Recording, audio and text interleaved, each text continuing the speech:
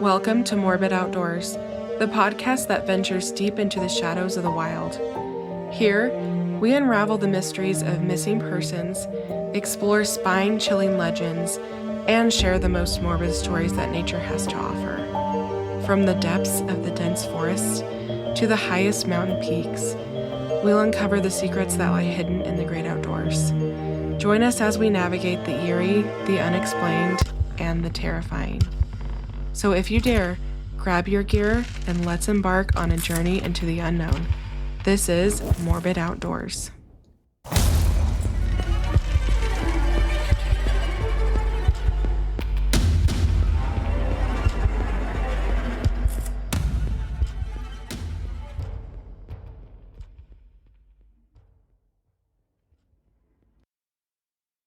Happy Wednesday, everyone. I hope everyone's having a great week.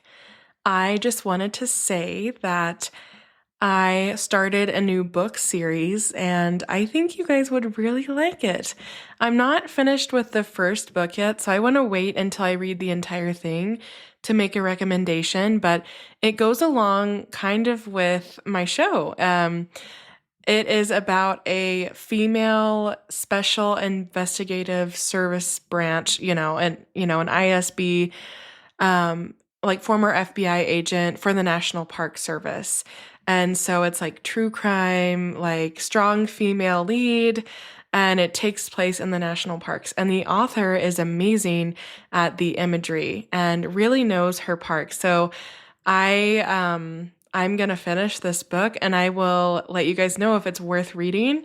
And there's 3 books in the series so far. So a lot of you might love this, and I really love it so far. I'm only like 30% through the first one, but I will let you guys know, I think, by the next time I record, if I recommend it or if I don't, but so far I'm loving it. In terms of episodes over Christmas, I will be releasing a mini episode next week on Christmas Day.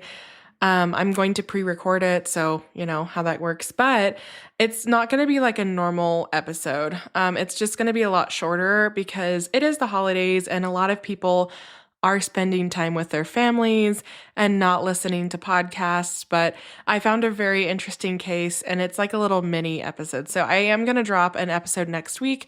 And then the week after that, on the 30th, our next installment of Haunted Parks will drop. And our next episode will be about Mammoth Cave National Park for our haunted parks. So be looking forward to that on December 30th. And I can't remember if I told you guys or not, but my career, like my day job, is a speech language pathologist. And so sometimes I have to listen back to previously recorded like bits so I can make sure that everything sounds fine. Or if I messed up, I have to go back and listen and edit things just a little bit. I try to minimally edit this show because it takes a long time and, I'm not a professional podcaster, but I want it to sound good. I just wanted to let you guys know that sometimes I might sound incredibly, stupid or like just an idiot, but I'm not. And sometimes I get nervous when talking into the microphone, even though no one else is around. So I just wanted you all to know that, my day job is speech language pathology. I have 2 degrees and I'm not an idiot. So sometimes I just feel like, like that did not sound good or that I sounded ridiculous. But just know it's all nerves. I am a pretty decently smart person in real life. So I just wanted to throw that out there because I can't remember if I told you guys what my job was. It's not outdoors related at all. I have had previous jobs that were outdoors related, like when I worked for Philmont Scout Ranch for the Boy Scouts of America. But my big girl career is speech language pathology, and I work with kids. So it's just it's a hard shift from, being all this at work, and I communicate and teach others how to communicate every day, 40 hours a week. And then I come home and then I'm communicating into a microphone and sometimes my brain is just fried. So I really try to only record when I have the mental bandwidth. But even still, I stumble over my words, I stutter, I might mispronounce things, use the wrong verb tense.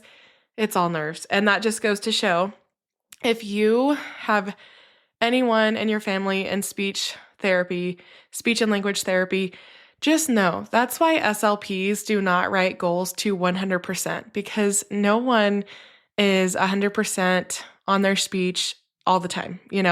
There is a variation of like average and what's like normal and developmentally like appropriate. So I just want to say that. And yeah, so thanks for letting me explain that to you guys. I just felt like I needed to throw that out there today. Let's head into the morbid outdoors. The Nez-Perce Clearwater National Forest is home to sweeping rivers, high peaks, and old mines. When a young TV producer suddenly vanishes from set while filming for Discovery Channel, no one understands where he could have gone.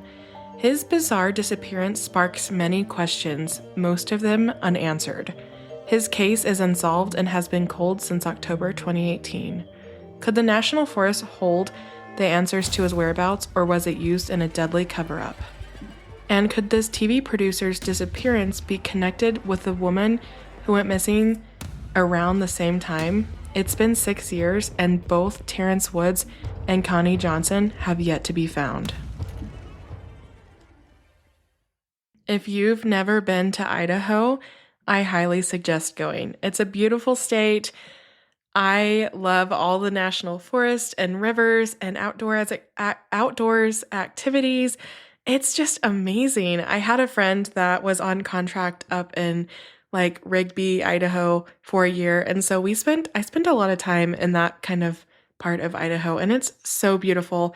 In fact, I was supposed to go to Stanley and go camping earlier this year in like August, but the wildfire kind of hampered those plans. So I rescheduled for next year, and I'm excited to go camping in Stanley because I've never been to Stanley, but I'm pumped, and Idaho is amazing.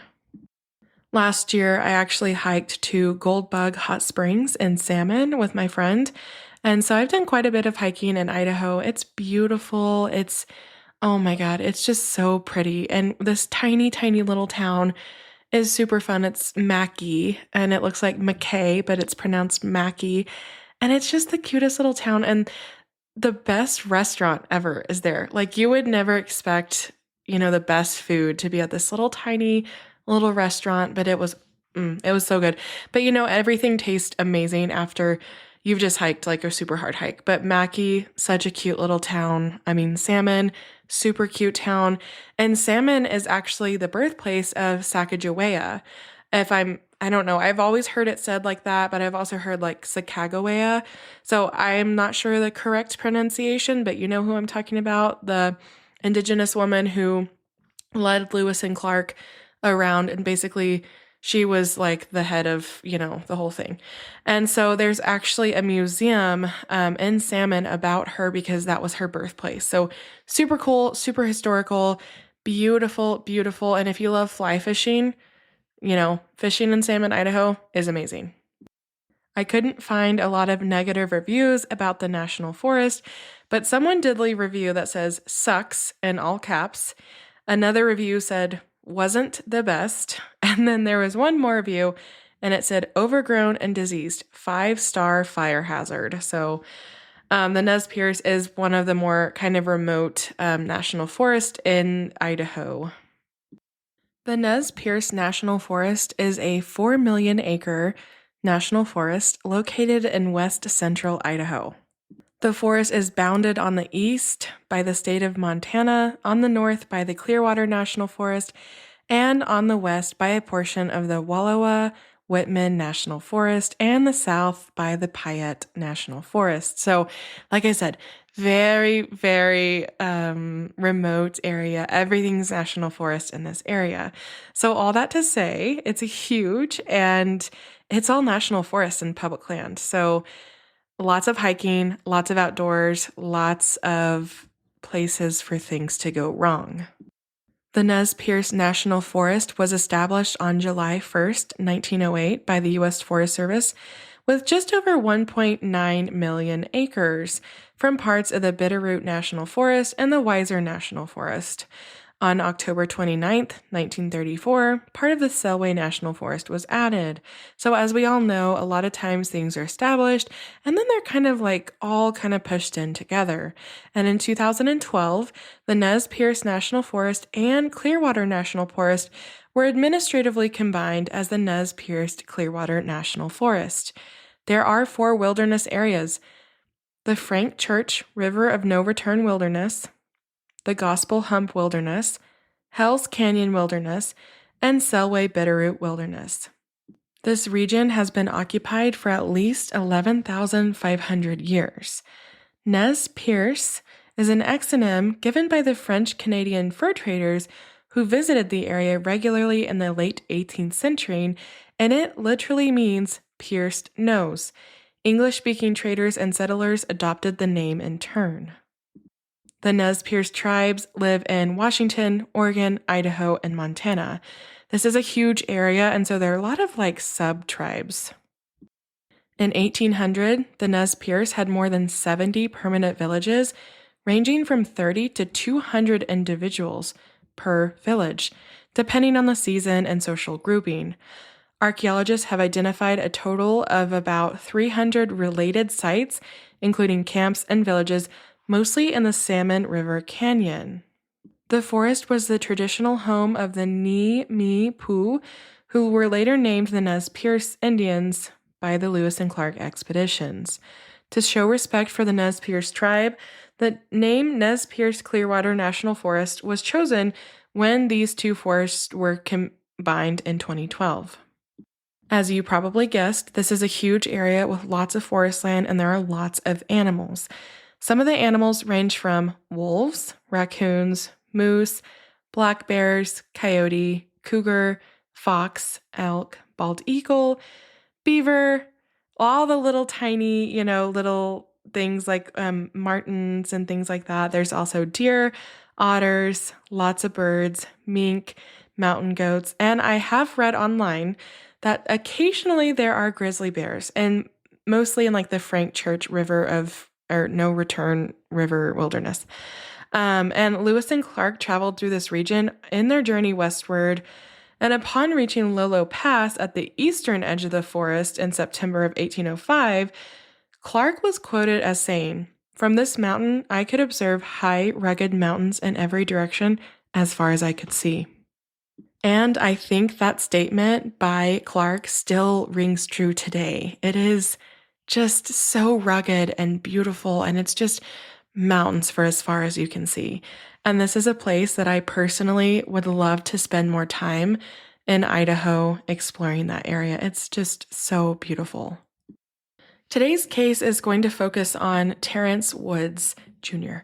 And Terrence was 27 years old in 2018 when he went missing.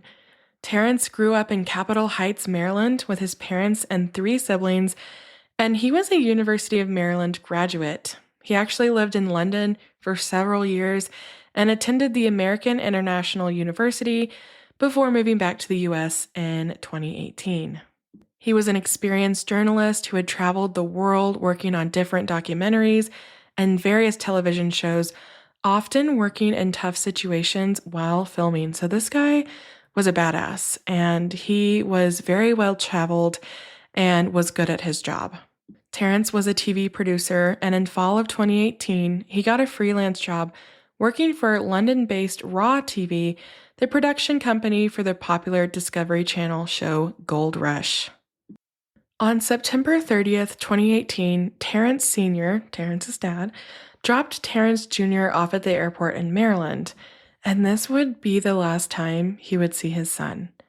Once Terrence arrived out west, he was in good spirits because he was texting his dad pictures of the scenery and telling his dad everything was fine. He was keeping someone updated. Much when I travel, I'll send my mom a text, of the scenery or, selfie or something like that. That's exactly what Terrence was doing. How you would normally let your parents know that you're okay while you're traveling. Nothing was amiss. October 4th at 11 p.m. at night, Terrence sent his dad a text, and the text read, "Hey Dad, just got to their hotel in Idaho." And that was the extent of that day. And so this case is actually very documented, and I'm going to kind of do it like a timeline. October 5th, 12:58 a.m. Terrence texted his dad a video of a serene river cutting its way through a rocky canyon. So he was still giving his dad these updates with media via text. The text had no locator or words and no clues. It was just a video. Nothing crazy, And later, during an investigation by a Washington, D.C. news outlet, a reporter who saw the video actually remarked how it was like creepy and foreboding. Looking back on it now, that he sent his dad this beautiful video, and how maybe now it's just a little bit feels a little bit weird. So the job that Terrence was for was actually filming a reality show at Penman Mine in western Idaho for the Discovery Channel. The shoot required Terrence to be in the western United States, like Idaho. Like I said, he got to Idaho and updated his dad. And this was like a multi-week job. And so it started on the 1st, and it was supposed to conclude the second week of November. They were making a TV series about an abandoned gold mine that's called Penman Mine, and this sits at about 6,000 feet elevation. Penman Mine is located in the Oro Grande area of the Nez-Perce Clearwater National Forest. The crew consisted of 12 people, including Terrence. And like I said, Terrence was extremely well-traveled, and this was his job. He'd been doing this for years. And so this wasn't like, oh, I get to go and be in the wilderness, and this is going to be a new experience for me. He'd been doing this for years, and he was very well known in the industry and had worked for this same company, like I said, in London. Now, a few hours later at 3 a.m. on October 5th, Terrence called his dad to tell him that he made it and is okay. Not much more was said, and his dad said, let's talk more later in the day. It was 3 a.m. Idaho time. He knew Terrence was tired, and his dad was like, don't worry, we'll talk later. Glad you made it, and get some rest. And the film crew was using Elk City, Idaho as the base of their operation, so that's where the hotel was located. This is where things start to get weird. 2 hours later, on October 5th, at 5:44 a.m., Terrence texted his dad again and said, I'm coming home on Wednesday the 10th. This would be like cutting the trip short by several weeks, something that Terrence had never done on a job. And this kind of alerted his dad that something was up. Terrence was supposed to be in Idaho until mid-November. So, of course, cutting, the job started on the 1st. And then just over a week later, he's saying he's coming home. It's a little suspicious for Terrence's dad. 3 p.m. on the 5th, Terrence Sr. texts Terrence back, but the crew is already, they're on set, they're on location, they're shooting, and it's in a remote area hours from the hotel, and there's no cell service, right? They're in a national forest, no cell service, they're at this mine. There's no way that Terrence read his dad's text. Terrence Sr., like I said, he's not even sure if Terrence saw the text. There's no confirmation. What happens next is absolutely unexplainable. Terrence disappeared from set, and when the production manager called Terrence's dad the next day, this is what he said happened. Quote, so we were finishing up for the day, and your son was talking to one of the miners. I was in one of the vehicles doing some work when your son told the miner he had to go relieve himself. Something told me, kind of felt like a gut feeling, to look over near the cliff your son was at, and when I looked over there, all I saw was the radio lying on the ground. I originally thought your son fell off of the cliff, so I leaped out of the vehicle and ran over immediately.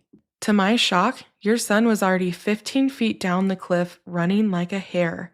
I've never seen anyone run that fast. At that point, I yelled to the crew to get in the vehicle to go to the main road. I proceeded down the cliff after your son, but he kept running. Due to my professional search and rescue training, I stopped running after him out of fear he'd be further scared. So I went back to the top side and the crew hadn't found your son on the main road. At this point, we found the first house with a phone and reported your son missing. End quote. A local woman from Elk City who was with the film crew, her name was Sherry, she did corroborate the story that Simon, the production manager, told, and local law enforcement stated that Sherry was a very reliable witness. Apparently, Terrence was acting strangely and was noticeably quiet this day. It was also reported that his cell phone was with him at the time that he ran into the wilderness. So, this is so crazy because this is something totally abnormal and atypical. Very rarely does someone just take off running full speed into the wilderness, especially down like a cliff area. That just doesn't make sense, right? So apparently the whole crew was just like, oh, what's happening? The production manager saw Terrence left the radio and his gear and just ran into the woods. I did find a news article that said that the crew told Terrence Sr., that Terrence Jr. attempted to grab a drone out of the sky, and that's when he started sprinting down the cliff. And that was according to a 2023 article from NBC. That is so strange. Like trying to grab a drone out of the sky and then just taking off down a cliff. Something's just not adding up for me. Now, at 6:41 p.m. that day on the 5th, there was a 911 call to the Idaho County Sheriff's Office, and the call log transcript reads, quote, "Advise that a male, Terrence Woods, 27 from London, works for a TV company that was creating a movie in the area of Penman Mine. Never been in the woods. No guns. Terrence has been having a really hard time emotionally and had a mental breakdown earlier today. Dark complexion and light clothes. Terrence is not going to respond back to responders per the reporter. Terrence does not have communication. There are people searching for him now." End quote. And what I find strange about this 911 call log is that they said he didn't have communication, but it was reported that Terrence did have his phone with him. So which is it?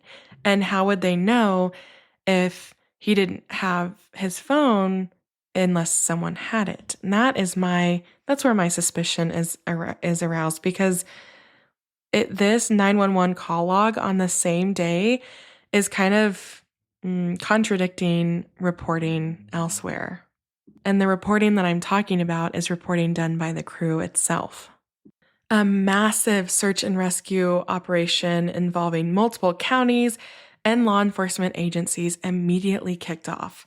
Search crews were on ATVs, they were riding around in the area, there were multiple dog teams in the area, they had a helicopter with heat sensing technology, and there were also crews on horseback. However, search conditions were extremely difficult due to the rugged terrain, and that's why they had all of these multiple means of searching, because it is extremely rugged in this area. And what I find fascinating is that the helicopter with heat sensing technology obviously didn't work because Terrence is still missing. This area is so rugged that one searcher said, quote, "You couldn't even walk through there, all the drowned trees and the brush," end quote. And I also find this interesting that Terrence was able to run full speed down a hill and, get away. But when they're searchers, it's too hard to even walk. I don't know, something in the story and the reporting just does not add up for me. And I don't know if you guys feel the same way, but something fishy is definitely going on here. The next morning, on October 6th, Simon calls Terrence Sr. to tell him his son is missing. And that's when he said, "Hey, your son just took off downhill and we tried to find him, but he's lost." And I can't imagine getting that phone call as a parent literally across the country, thinking your son was fine, and then someone just says, "He's missing, he took off into the woods." How absolutely horrifying that would be. Now, in addition to the detailed account of what happened to Terrence, this TV production manager, Simon, also mentions that he had some issues with Terrence leading up to his disappearance. Simon said, quote, "Terrence came highly recommended to us and was our first pick. When I met your son, he didn't live up to my standards. Well, I asked him to do different things and he didn't know what to do. He said there were other things your son did not do that I don't like. didn't like, which is very strange to me because why would anyone be focusing and recounting on what a missing person didn't do right at their job? It's just really, really weird. And something that's also weird to me is the fact that the 911 call log, said, oh, he had a mental breakdown and he's like emotionally disturbed. That is not what has also been reported. It's been reported that Terrence was fine that day and just took off into the woods. So again, which is it? Searching continued, but by midweek, heavy rain and snow hampered the helicopter search. And after 7 days of searching, the Idaho County Sheriff's Department started to scale back the search on the 11th, so only 4 days after. And nothing was found regarding Terrence, and that's why they scaled back the search. It was reported that at some point during the search, law enforcement officials went into Terrence's room to make sure that it was locked. However, people from the film crew had already been in his room to supposedly get articles of clothing for the tracking dogs. Now, you'd think that it would be handled kind of like a crime scene and no one would be allowed to go in and out, but that's not what happened in this case. There were no prints found in this fresh snow, and there was no indication whatsoever that Terrence was actually there filming, which I think is another red flag. Raw TV did release a statement that said, quote, "We can confirm that Terrence Woods, a member of one of our production teams, went missing on Friday, October 5th in Oro Grande, Nez-Perce National Forest, Idaho. The Idaho County Sheriff's Office was immediately informed and they implemented a search and rescue operation. Mr. Woods is a well-liked, valued member of the production team. We have been working closely with the Sheriff's Office, which has been leading the search. Mr. Woods' family is in direct contact with the Sheriff's Office. All inquiries regarding the status of the search should be directed to the Idaho County Sheriff's Office." End quote. The search and rescue crew would actually tell everyone that Terrence was not in the area that they were searching. They determined that he slid down the bank and made it to the road. But after that, they don't know where he would have gone. They said if he was hurt or injured, they would have found him, and if he had done something fatal, the dogs would have found him.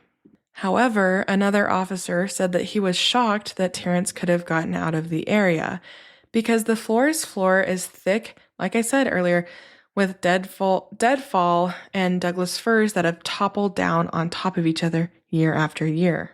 This isn't like a trail, this is the wilderness. The officer described it as trying to run through giant pickup sticks with some parts so thick with deadfall that your feet would never touch the ground.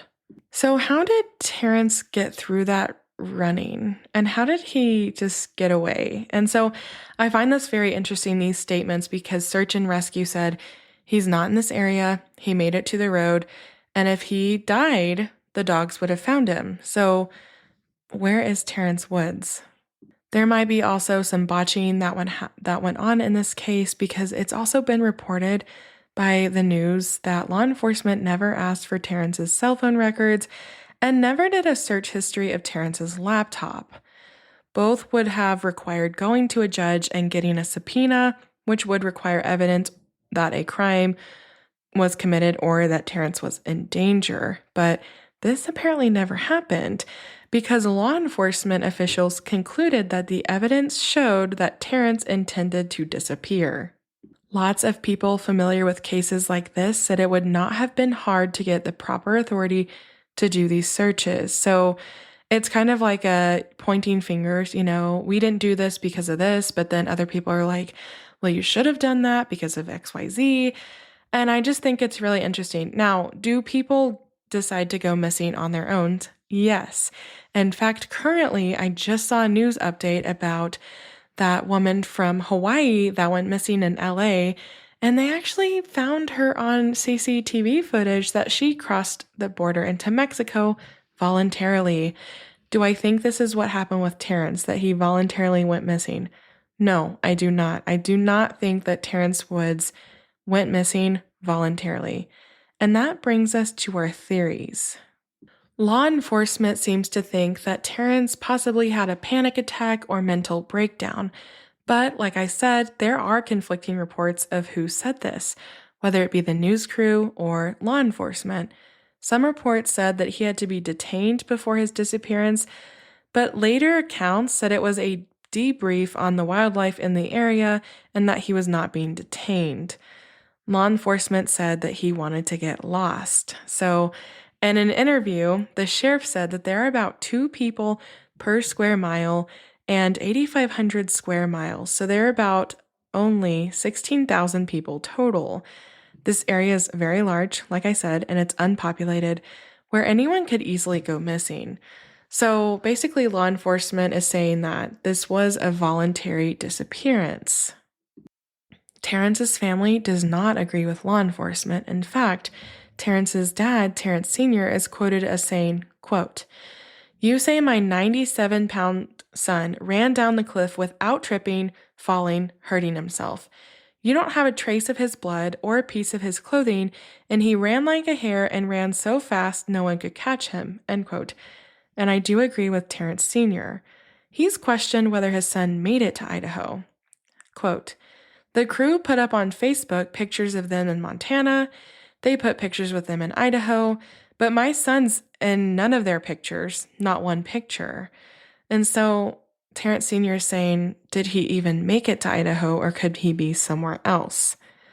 The Woods family did actually hire 2 private investigators, but these hired guys were not able to turn up any significant new evidence. Obviously, Terrence's friends and family think that there's foul play, especially as the production crew and sheriff's office were very unhelpful in this case. They think that Terrence might have been in like an uncomfortable situation and was just trying to get away from that situation. And his parents have also hinted that his race played a role. Now, something that I failed to mention was that Terrence was biracial or Black or African American, whatever you want to call it. And so his family definitely thinks that played a part in how thoroughly the investigation was handled and possibly what the situation was that could have caused Terrence to want to escape that certain situation. Obviously, the police department and sheriff's office have denied that race played any role in Terrence's investigation. The detective actually was very upset that Terrence Sr. went on a radio and was talking about this, and the detective actually stated that they were no longer going to communicate with Terrence Sr., which I find extremely shitty to do because you are talking to someone's parent, this Terrence Jr. is missing. You can't just stop all communication with his dad. That is not right at all, and there are more professional ways to go about that. His older sister, Shania, she actually said that she talked to him before Terrence went out there, and he seemed totally fine. He was going to go out and do this job, and he was going to go home, and there was nothing abnormal, and he wasn't acting any different. And Terrence was extremely open and communicative with his family. They're a loving family, and so he didn't really have anything to run away from in that sense when it came to his family. And they know that he is not the type of person that would just run off. And I think, families always know their loved ones better than law enforcement. So it's just really odd to me that law enforcement cut off contact with this family and then basically just said, like, screw you, you're on your own. And that's just so messed up. Another theory is suicide or mental breakdown. Apparently, Terrence mentioned in his personal journal about a, quote, great reset, where he was tired of traveling and was ready to head back home and settle down. There were several entries in his journal about being tired of London and all of the travel. And law enforcement dismissed the journal as indecipherable rants and actually gave it back to his parents. Do I think that a great reset was him running into the woods without anything? No, I don't. It's also been suggested that maybe he was afraid of a crew member, and this is just based on text to his dad. I don't think this is really founded on anything, but honestly, who knows? Because there's a lot of unknowns in this case. Another theory is exposure or terminal burrowing. And this would actually maybe make sense because it was extremely cold at night without proper gear at this time. Perhaps he maybe went to take his life, but changed his mind and was lost and succumbed to the elements. This is not my theory. I'm just going off of theories I've seen online. Now, most of you probably have heard about paradoxical undressing, which is common when you are suffering from hypothermia. Your body starts to feel really hot and you actually take off your clothing, but you're actually freezing to death. So basically, terminal burrowing is kind of like the same thing, and it's a common problem for searchers because when people are hurt or about to die, apparently they will almost burrow or hunker down into hard to see places. And I've heard of this before, but I've never actually read about it like it actually happening in a case. This is always a proposed theory when someone goes missing in high elevations when it's cold. Another theory was animal attack, but I think we all know there's no evidence to suggest that Terrence was attacked by an animal. Another theory is murder by one of the crew. Now, I think this one might be, I do believe, like my theory is that foul play happened and the crew was covering something up. But due to the high profile nature of the show, it might seem unlikely to a lot of people. Another theory is call of the void, which is also known as high place phenomenon or HPP. And I think we've all experienced this before, but we might not have known exactly what it was called. So it's actually like this experience that you feel when it's like an impulsive thought, kind of, when you're actually in like a high risk of danger. For example, the call of the void can involve thoughts or urges to jerk the steering wheel and turn into oncoming traffic while driving, or jumping off of a bridge or jumping off of a cliff if you're close. You have that split-second thought about doing it. You would never do it. But this is like actually something that a lot of people experience. And when these urges come up, you counter them, obviously, telling yourself you would never do that, but you still think about doing it. So this has been another proposed theory. I'm not sure this would make any sense for this case. Another theory, kind of like a paranormal or supernatural one, is panic in the woods. According to the blog, The Paranormal Guide, panic in the woods has been associated with the pagan god Pan, who's the protector of wild places, and whose unseen presence inspires causeless terror. Now, this is kind of cool, but also kind of scary. Victims experience an overwhelming feeling of paranoia, such as a sinister force nearby and a sense of imminent danger. This usually leads the person to flee the area, desperately seeking out civilization. And one curiously common characteristic of panic is that people often describe the woodlands will go completely silent, almost like deafening the witness before a loud pitch sets in a few moments later. So it's so quiet and then you have like this loud pitch in your ears. Deafening silence and paranoia in the woods are related to a real-life cryptid, goat man, and another group of paranormal monsters known as skinwalkers. There has been one article written on this phenomenon, and it was actually written for the 14 Times magazine by Patrick Harper titled Landscapes of Panic. This behavior is a common post in many paranormal forums and message boards. So law enforcement would never, entertain this thought, and a lot of investigators wouldn't either, but people like you and I might, and I kind of do. Now, where things get interesting even more is that another person went missing from around this area just days before, and much like Terrence, still has not been found. A 76-year-old woman named Connie Johnson, she was working as a camp cook for Ritchie Outfitters, that's based in Salmon, Idaho, and they were actually around Big Fog Mountain near Big Rock in Grangeville, Idaho. Like I said before, very remote, no roads, and this specific camp is only accessible by horse or on foot, so even more remote than where Terrence was filming. And Connie was an experienced outdoors person and actually previously worked for the U.S. Forest Service Wilderness. She was a ranger, and so she was very experienced. And the place that she worked as a ranger was the Moose Creek Ranger Station in the Nez-Perce Clearwater National Forest. She was also a member of the Selway Bitterroot Foundation, and she frequently led young people and other groups of tours in the backcountry in this area. Now, her friends said that she was experienced and she knew how to survive even when something went wrong.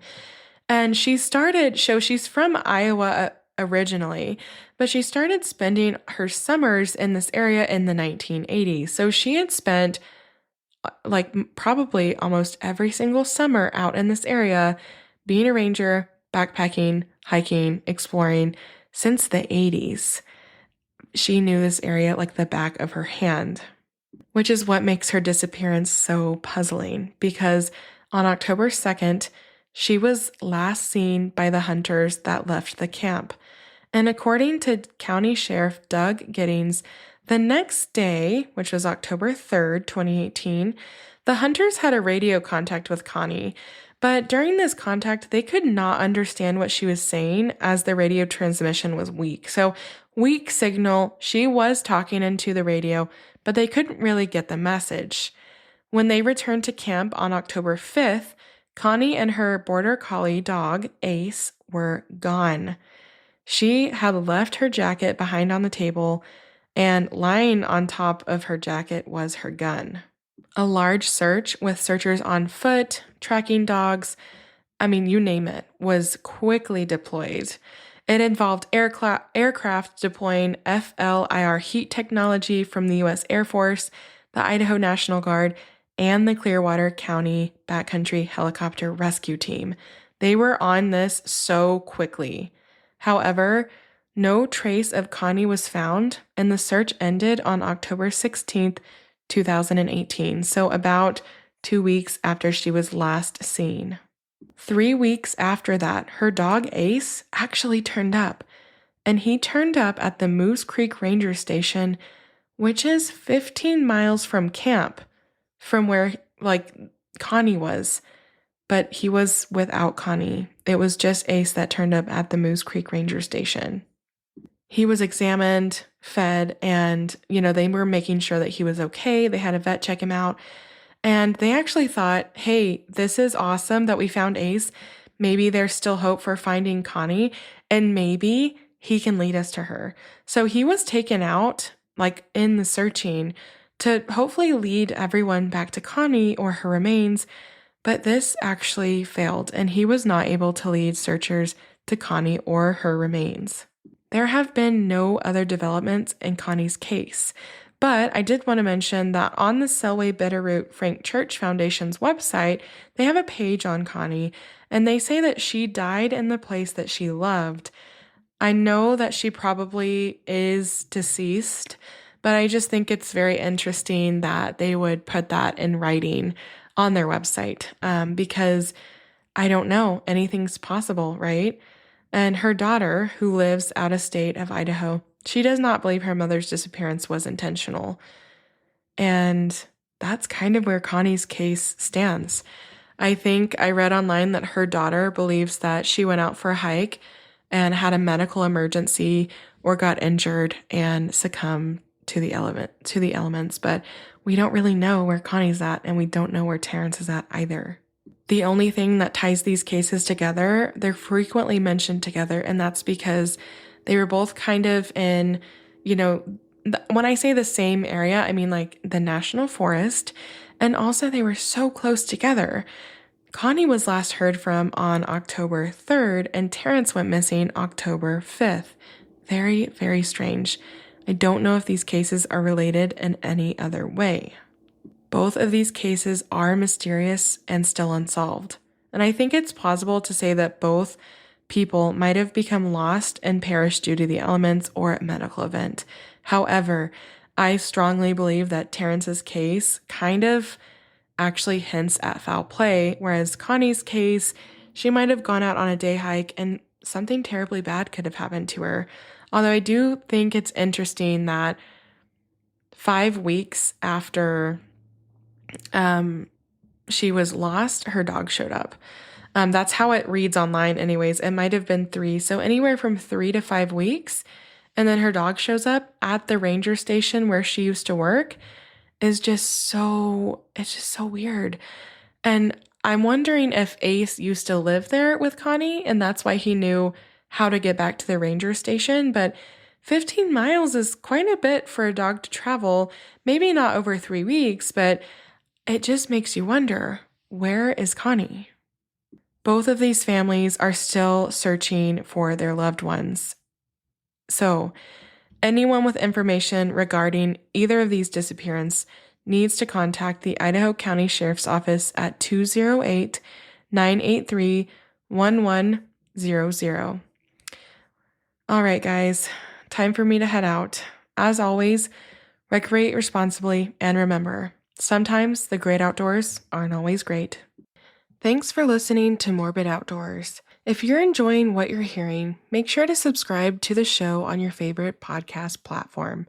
It's free, easy, and it helps us out immensely. When you subscribe, you get updates on our latest episodes, and it also boosts our visibility, making it easier for other curious souls to find us. Another great way to support Morbid Outdoors is by leaving us a review. Whether you're on Apple Podcasts, Spotify, or wherever you listen, a quick review helps us know what you love about the show. Find us on Instagram and Facebook at Morbid Outdoors Podcast. You can email us case suggestions and your campfire stories at morbidoutdoorspodcast@gmail.com. Thanks so much for the support, and I'll see you next time.